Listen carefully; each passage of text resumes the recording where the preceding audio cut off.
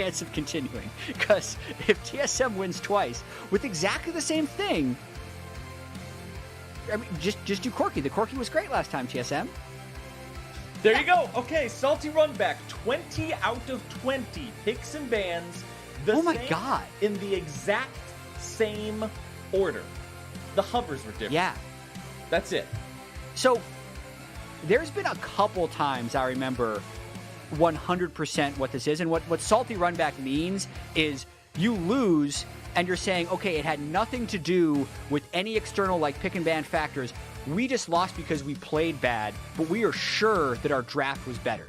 That's what 100 Thieves is saying here. Yeah. And TSM, since they won, doesn't need to change anything. So what usually happens after one team wins a game in a best of series is they don't change what isn't broken. So it makes 100% sense for TSM to go back exactly what they just did. It normally doesn't make sense for the losing team to do exactly the same, but 100 Thieves is completely doubling down on game one.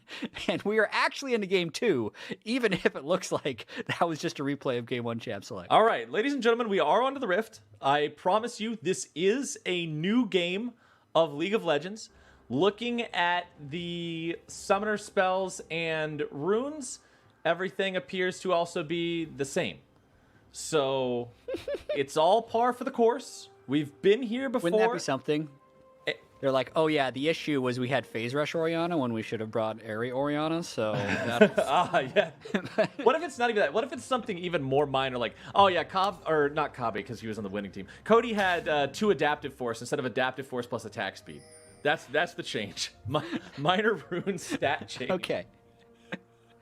Well, knowing that we are in this environment again, let's just talk about how game one played out and maybe where 100 Thieves is coming from in wanting to run this back. In game one, their duo lane lost a little bit. Meteos did red, immediately ganked mid, so that's already a change. He doesn't care about burning Bjergsen's flash because maybe he just assumes that they're not going to play around mid lane whatsoever. Instead, 100 Thieves doesn't want those top lane skirmishes to go bad. Right. So expect more caution from Someday early.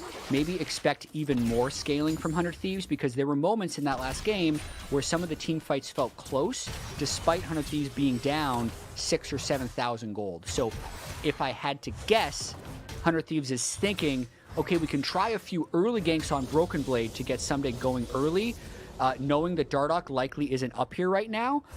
But for the most part, I'm expecting 100 Thieves to play more passively this game.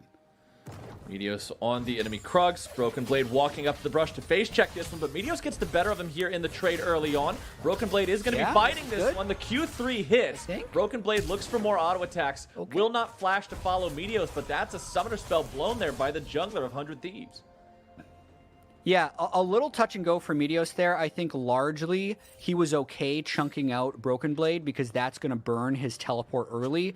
But this does really set up Dardoch to take advantage in the jungle. Meteos has only done 2 camps, whereas Dardoch is currently working on his 4th. So the Gragas will likely hit 6 much faster, and that means he will win most of these 2v2s. And knowing that Meteos' flash is down, this is the same path Dardoch did in game one. He didn't gank mid because they didn't know where Meteos was. Now they know Meteos is flashless, so they can take some advantage. There comes the damage from TSM. Ryoma still getting chased down here by Dardoch. Dardoch's in some trouble, though. Someday with a collapse. Dardoch doesn't have to flash away. Tries to use the body slam there to disengage. Dardoch likely going to be taken down. First blood for Someday, who manages to get himself double buffs as well. Bjergsen has some mana left in the tank, but not a ton. Broken Blade moving forward here. Buff transfer. Get a return kill. Remember, Someday already had to flash to get the kill into Dardoch, and Broken Blade will take the kill. He will take the buffs, and he'll take his way back up to top.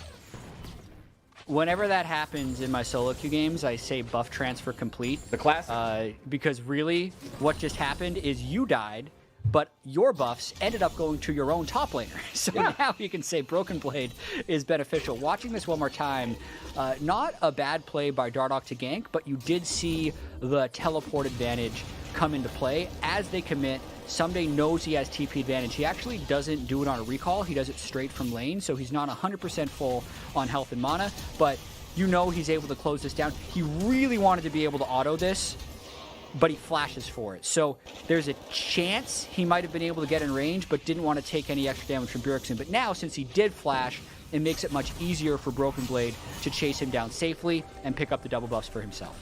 Broken Blade off to an early kill here yet again, and TSM's making a collapse. This time, instead of the top lane, it is the mid lane. Bjergsen maintains the turbid aggro as long as possible to make sure the dive doesn't go awry, and it is a TSM lead early on here in game 2. And that was beautifully done, knowing that there's a level 3 flashless Gragas who can provide CC, but you don't want to take turret aggro. Really smart by Bjergsen to get the turret aggro at max range so he could easily drop it. And they very cleanly execute a 3-man mid lane dive. You don't often see that many mid lane dives at 5 minutes into the game, but the situation was right and they walk away with the kill. They get the kills. Dardoch will farm back up here on his top side. Someday stepping forward to just maybe be a nuisance. He does have the wave shoved up all the way underneath Dardoch's turret. In the meantime, the bottom lane has gone about the same as it did in the previous game. It is a push advantage and a slight farm advantage for Kobbe and Biofrost against their counterparts of Cody and Stunt. And nobody's really paying attention to them early on. They're going to come into play later. So I was just, pondering the fact that these are the exact same team comps and the start of the game isn't necessarily good for 100 Thieves. Right. And I started thinking, like, it's definitely happened more than a few times, but the last one that I remember crystal clear was actually MSI finals between CLG and SKT back in 2016 with Coach Zix, who is the coach of 100 Thieves right now. So it is something that I think he is somewhat prone to do in these situations. Because normally speaking, like, I generally hate doing exactly the same picks and bans, but it does take a huge amount of confidence to think that, hey, there is nothing that can be improved upon based on what we learned from that game in the draft, and it is really 100% down to just the play, like the message that potentially sends. Because we're in this game right now where, sure, Someday did pick up a kill. He's got an earlier Bramble Best. Broken Blade didn't start 2-0. But we're still in that situation where Bjergsen's Corki is looking comfortable to scale up.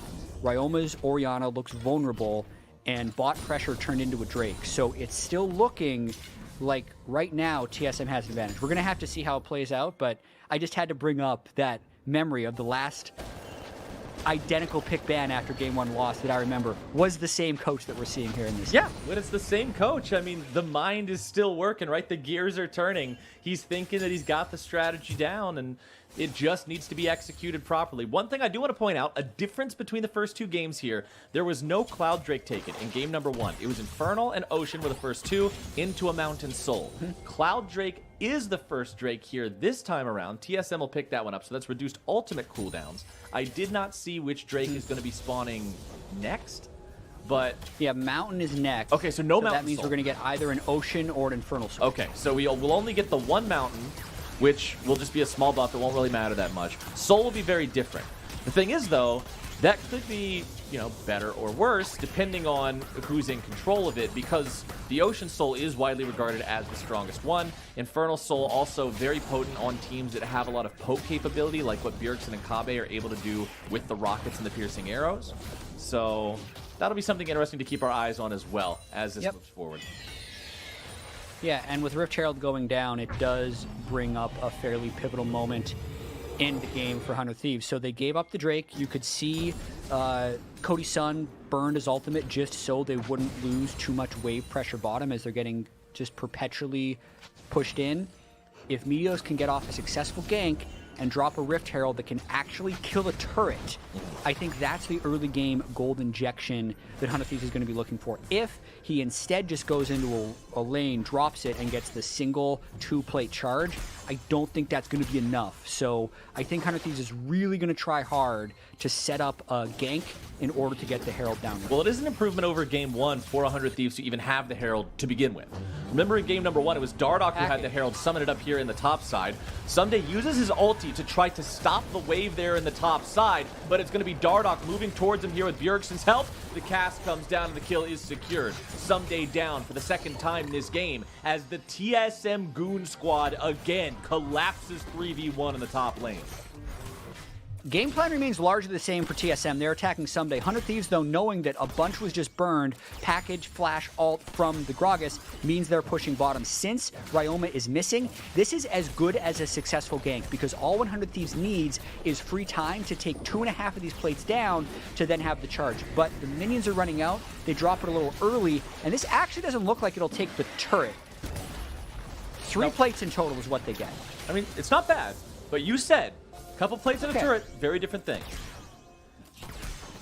And I think 100 Thieves, in terms of things that have gone better since game 1, the kills have gone to Dardoch's Gragas instead of Bjergsen's Corki, and Gragas doesn't scale nearly as well as Corki into the late game, so I think 100 Thieves will be grateful for that.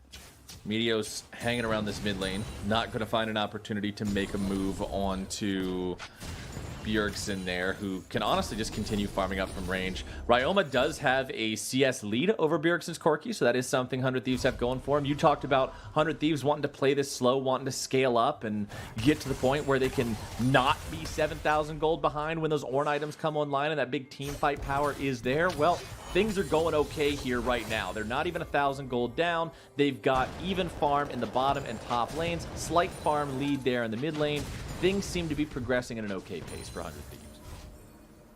Yeah, things are stable, and that is mostly what we expected 100 Thieves to try and do coming into this game, and they're hoping to get to 25 or 30-minute team fights without large gold deficits.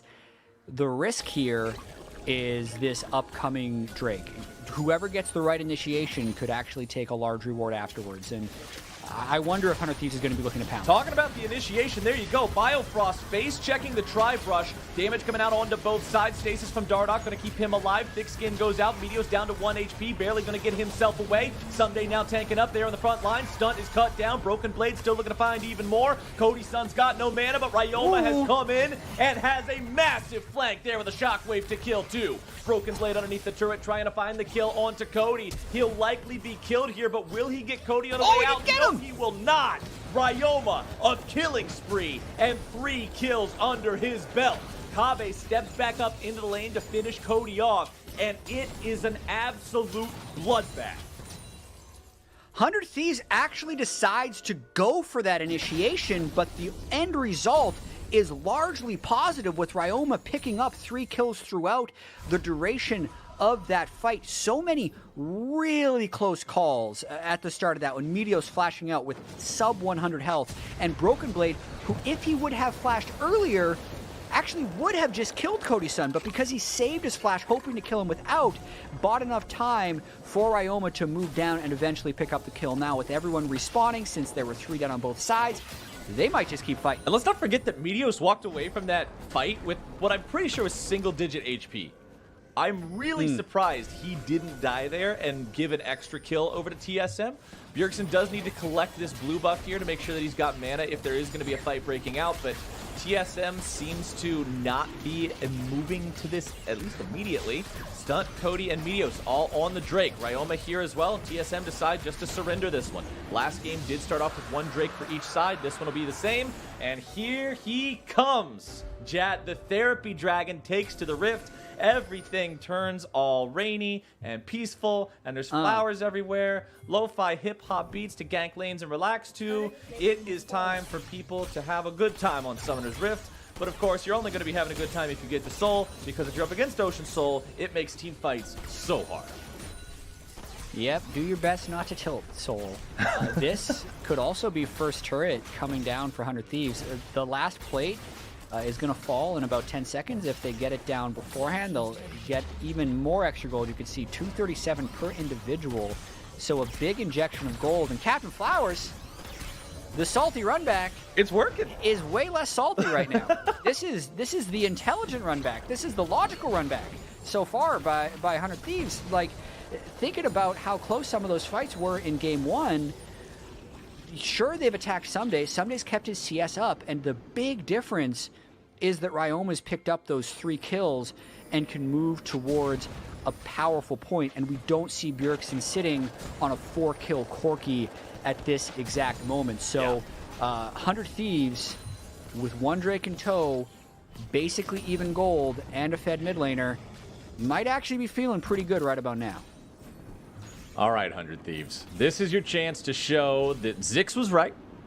The draft works. The team can make this sing. They're in a really good spot here.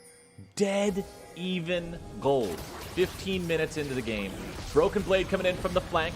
Stunt is the target here for them, but Broken Blade is going to be collapsed on by multiple members here of 100 Thieves. Bjergsen going to grab the kill on a Cody Sun, but it's already one down on TSM as well. Stunt's there in the middle. Ryoma is able to grab a double. The kid in the mid lane for 100 Thieves is dropping bodies all over the rift here in game 2. Meteos over the wall looking to grab some damage onto Dardoch, who does keep himself alive as Bjergsen and Kobbe manage to pick themselves up another kill. That is going to be a 2 for 2 at the end of the day here in the top side, and TSM walks back to mid. Whew, we got a mid lane battle here. The initiation there was really awkward. I think Broken Blade was looking for a flank, but ended up getting collapsed on early, and he just, quite honestly, got bursted down before he could have any real influence on that fight, and Ryoma was sure to make that happen with the Shockwave. You can see he's also kind of shortcutting towards Deathcap because the Ornn upgrade is going to come through later. But yeah, watch the start of this fight. Look way up above Meteos. Broken Blade ults in, but it's an immediate turn for the rest of the team. So Cody gets caught on one side, Broken Blade gets caught on the other, but since Biofrost was trying to move in for a save, he ends up getting chunked out too, which leads to the double kill. And then right here, I think the rest of the 100 Thieves wasn't on the same page as Stunt, probably didn't have cooldowns to follow up with that Nautilus hook, so he ends up feeding a kill back over to make it 2 kills for both mid laners. Mid laners popping off makes for a fun game of League of Legends to watch. Ryoma has hit some good shockwaves here in the past couple of fights. 5-1-1 on this Orianna, working towards that Rabadon's death cap. I'm sure someday he's going to want to upgrade that as soon as he hits level 14 and can do so. Bjergsen, though, 2-0-3 here on the Corki. We know that this guy has carried TSM to multiple championships in the past. He's always the guy the team has relied on. We'll see if he can put down the damage here in this game 2 against 100 Thieves. Second Rift Herald summoned up in the top side. Shelly rams her face into that tier 1 turret. It's taken down, and now they're going to see if they can get the second charge off here onto the tier 2. Shelly will step up, look to take that one. Her eyeball doesn't show up in time, and she will get the charge. 400 gold lead for 100 Thieves. Not a super successful Shelly. It was more about the fight that we saw. I'm actually pretty surprised they didn't just save that for a little bit longer, use it mid lane, and try and get better control over this next Ocean Drake. The more important thing, I think, to focus on now is just item completions. Ryoma is huge. Yeah. Deathcap Ludens already completed well before Someday can even upgrade with ornaments, since he needs level 14 before he can start upgrading his own teammates' items. Stunt is level 7. It doesn't have Stone Plate yet, so it's like we got one Mega Fed dude. We got one really, really weak support, who's also, by the way, a guy who needs to help with the initiation. So really pivotal who ends up getting picked off. And I mean, actually, TSM's giving this up.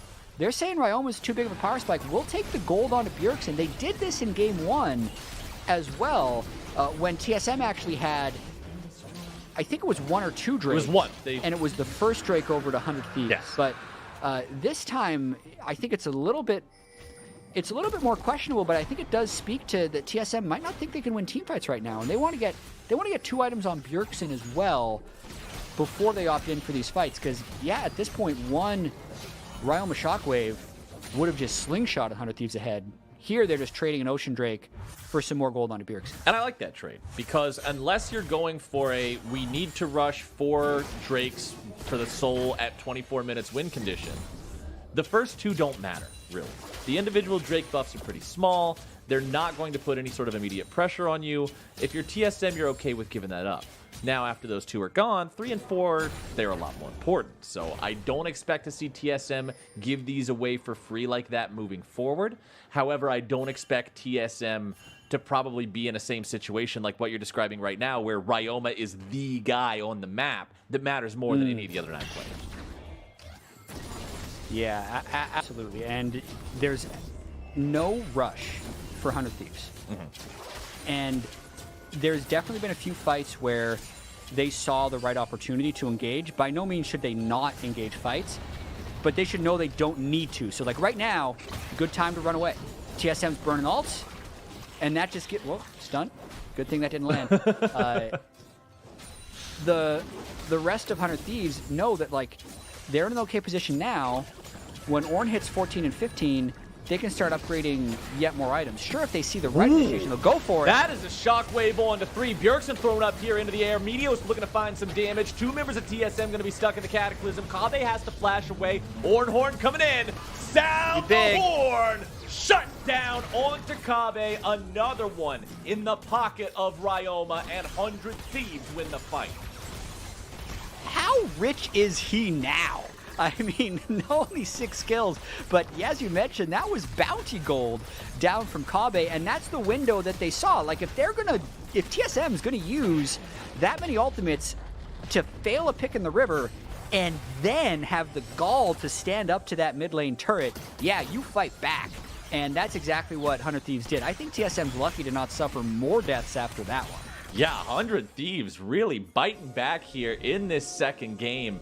In contrast, honestly, to the games that we saw them play against Cloud9 in their first series of playoffs, the first game was about the same as the first game in this series. You know, their opponent took them down pretty swiftly. There wasn't a whole lot to it.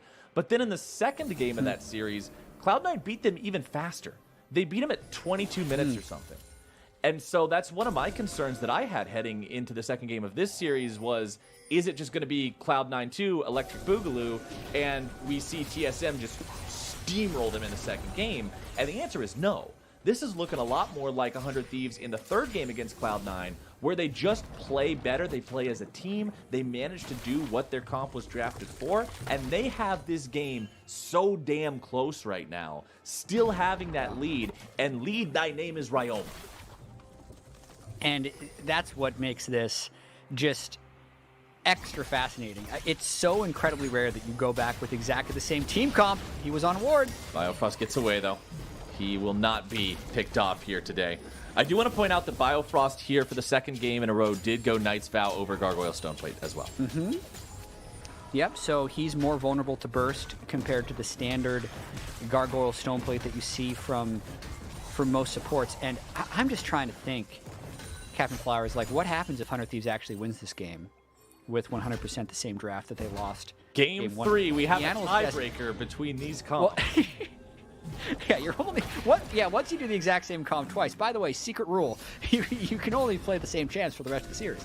That's definitely not true. But just like the analyst desk was talking about this, and probably said, "Hey, I don't think 100 Thieves even prepped that much for C9. They probably prepped a whole bunch for TSM. So they picked blue side. That probably means they have something else." The last thing you think is they pick blue side to just do exactly the same thing because that's what this week and a half of TSM prep has led to. But here we are, and it's working.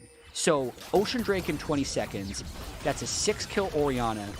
Dardoch doesn't have flash. I think everyone on TSM should be looking to kill Ryoma. He is the carry right now. Cody doesn't have IE. Kave does have Rageblade, Blade of the Ruined King. Bjergsen just completed RFC, so he's going to be looking to put out a large amount of poke. The initiation here, if it can go down onto Ryoma, would be huge. Nice sidestep there from Biofrost, getting away from Stunt's dredge line. Still no level 14 for Someday, which means still no upgraded Rabadons for Ryoma. Blue buff is up and available if TSM wants to go for it. You can see the pings coming out from 100 Thieves here. Biofrost is the man out front for TSM. As Stunt walks forward, Dredge line connects. It's going to be focused onto Biofrost, who immediately flashes away. Chains of Corruption come down. Piercing Arrow fired out. Bjergsen throwing in a couple of skill shots there from the periphery. As 100 Thieves back themselves away. Broken Blade was coming in on the flank. He positioned himself there naturally. That was not a teleport. Biofrost now, again, going to be jumped on. Horn goes off. They fire it through, but they once more only find the support of TSM. Dardoch moves forward. Meteor's going to be caught out, taking a lot of damage there. Health bars of 100 Thieves are down to half. TSM has won the fight in terms of the damage meters, and their reward will be this Drake. Wow, what a weird series that we just saw there. At the very start, Captain Flowers, it looked like Bjergsen was trying to recall to either finish an item or buy an elixir and then teleport back. So when Stunt hooked in, TSM wasn't really ready to fight. But then they kind of half won that poke battle, and I feel like Stunt made a big mistake. He re-engaged before his Aftershock was ready. So he re-hooked in, was a squishy Nautilus, had to immediately turn away, and that just allowed TSM to dump a bunch of damage down without a strong initiation being able to come out for 100 Thieves. So overall, TSM ends up winning that one, but it was only by kind of absorbing back-to-back Stunt initiation attempts. TSM not willing to let their opponents just take everything today. Drake's still even between the two squads. Gold might as well be even. 700 separating them doesn't mean a whole lot. Remember, those Ornn items are going to start coming online here and now. You can see Someday now hitting level 14, which means he will be able to upgrade either the Molten Edge or the Death Crown for one of his two carries. Yeah. Let's hope, for the purpose of Ryoma's Twitter, that he's moved his death cap into slot 1, because if Ludens is in slot 1, it will upgrade the Ludens instead. Okay, he moved it. And he got moved death it. cap. Okay. All right, they did it right. That's a fun fact for anybody who plays solo queue and builds multiple items that Ornn might be able to upgrade, and you wonder, why is this Ornn on my team upgrading the wrong item? OMG noob, why you do this? It's actually your fault. You are the OMG noob. You have to put the item you want upgraded in the first inventory slot, because it upgrades automatically. So, fun little fact there for you next time you're playing with Ornn on your team. Make sure you have that item in your first inventory slot, and that's the one that he'll apply the extra bonus to. So, not only does he upgrade that item for Ryoma, he also completes his own Abyssal Mask, gets that upgrade, and that's a ton of extra stats and firepower there for the side of 100 Thieves. Okay. Biofrost, once again, the target man. 100 Thieves have gone fishing, and they got a big one. Ryoma, godlike on the Orianna. I mean, that's a flashless Tom Kench just kind of meandering around the mid lane. If the team's not willing to back him up, he can't be there. So Stunt didn't even land that hook. They just knew they needed to send bodies at him, and they get that kill to set up this push in mid lane now. 5 men strong, pushing down the tier 2. They managed to grab that one. A little bit of chip damage through the barrel rolled out by Dardoch, as 100 Thieves still staying in the top side of the TSM jungle. Stunt with a flash, is able to find his way on a Broken Blade. That's going to be a big pick there for 100 Thieves. Nice moves from Stunt. All right, that's now big team fight power dead, and either 100 Thieves just keeps going into fog, looking for more picks like this, hoping they can still land a Shockwave or a Cataclysm, or they just start the Baron. Little by little, they're kind of chipping away at TSM, who is completely on the back foot now. TSM, man, they're just, it seems like 100 Thieves has completely swapped how the game looked in game number 1. I applauded TSM for being the team that was constantly looking for things, being the team that seemed like they wanted to be in the driver's seat in the first game, and now 100 Thieves just feels more proactive here in this second one. It's like that first game was just practice for the comp, and they're saying, no, we know what we're supposed to do now. We'll show you what we actually came here to do. Yeah, I mean, you have enough confidence that your team composition can win. You're putting... The amount of flame you get if you do the exact same comp and lose twice in a row, a lot of times that's just not worth it. But the confidence that it requires to run it back like this and then show success has to kind of be commended for Zix and 100 Thieves if they can end up closing this one out. I'm a little surprised they recalled after that pick onto Broken Blade because they've kind of allowed everything to reset, and now they have a flashless Nautilus. So TSM is going to cautiously try and get some of this vision back. Another hook, though. We're talking about caution, and Dardoch is getting hooked. He goes into the stasis and flashes away, but now Meteos is providing the Cataclysm there so the rest of the damage can come through. A good devour from Biofrost makes sure Dardoch doesn't die to the bullet time, but 100 Thieves just keep looking for these picks. And a bit of a worry I have is that Ryoma hasn't used Shockwave in a while.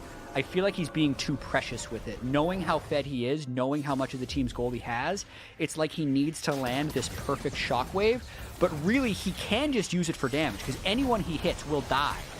Got to use it if they want to win this game. So sometimes you don't even need it when you can use two basic abilities and half chunk the enemy mid laner. Bjergsen loses 50% HP there. Ocean Drake is alive here for either side. This would be Drake number 3. Assist pings coming out from the side of 100 Thieves towards the top side of that river there, saying this is where TSM wants to fight.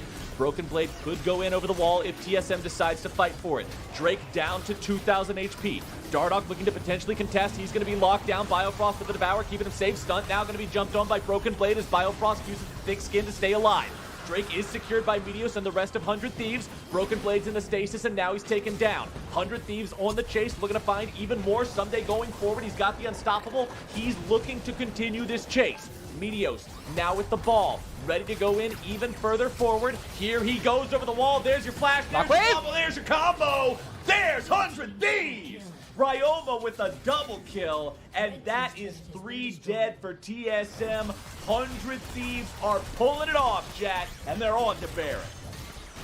He finally used the Shockwave, and it was at the exact right moment after the Meteos delivery to pick up his 10th kill of the game. 100 Thieves only has 12 kills. They're all on Ryoma, and that fight was actually more one-sided than the scoreboard even shows, because for most of it, Meteos was just smacking the Drake by himself, and 100 Thieves was playing a 4v5, so 100 Thieves is really far ahead. The double stone plate they have on jungler support, the triple tank setup they have, with the current gold income they have, because remember, in game 1, they were about 7,000 gold behind at 30 minutes.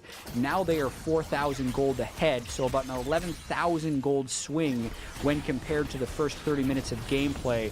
With Baron up, with now a Void Staff on Ryoma and a level 16 Shockwave. Oh, man. They might look to end if they find the right initiation. TSM doesn't want to stand up 5v5, so we got Bjergsen split pushing one lane. We got Broken Blade trying to split push another. Meanwhile, front door's open. That's not a clockwork orb anymore. That sucker's a bowling ball, man, and they're just going to roll it towards each and every one of these fancy little pins TSM likes to call turrets, because 100 Thieves will not be stopped. Inhibitor number 1 already taken there in the mid lane. Yes, Bjergsen got a tier 2 in the top side.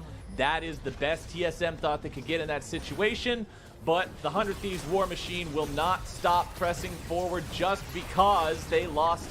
They took one inhibitor. They're going to just They're going for a fight right now. Broken Blade is at half HP. TSM just Tom Conchel. Okay, that's not the kind of shockwaves we were talking about looking for. However, the fight is going to be breaking out. Ryoma going legendary, able to find the kill onto Dardoch. Cody Sun and Stunt there in the back line, going to be taken very low. Bullet time coming out. Biofrost going to be burnt down. Double kill over to Ryoma as Bjergsen continues to retreat. The anchor will not find its way onto him, and the shutdown comes out. It's mid laner traded away from mid laner as Someday has to continue trying to run now. Broken Blade and Kabe looking to grab the kill onto him. A couple more arrows are going to do it. Piercing arrow finds the shot, but back into the fight comes Cody Sun, the TP, and he is there. The Baron-empowered minion wave is at the Nexus turret. It might be over. Broken Blade is the only man alive. He's got 10% HP. He's backing to the fountain right now. He still has to fight a 1v2, even if he does it. There's the flag placed down. There's the spear to make sure they're providing the interference onto Broken Blade. One more slap will do it, and 100 Thieves, the salty run back, runs it straight into the TSM Nexus, and that ties this series up. So that's how we're doing it, apparently.